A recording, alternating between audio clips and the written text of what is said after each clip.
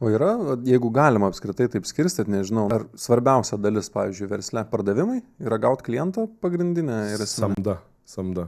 Žmogaus nusamdymas pats pagrindinis dalykas. Samda ir žmogaus vadyba.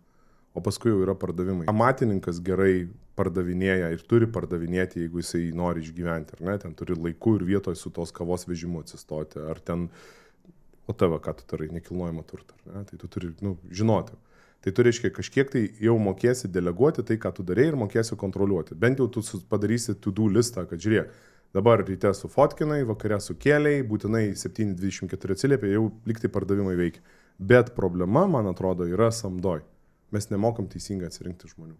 Ir dažniausiai klaida yra pagrindinė atsirinkti žmonės, tai dėl to, kad yra neteisingai renkamasi. Renkamasi, kad tas fainas, tas kvepia, tas ten gali, o iš tikrųjų reikėtų rinktis pagal savybės ir pagal kompetencijas. O čia yra sunkiausia nustatyti ir būna apgavysčių, būna visokių kitokių dalykų.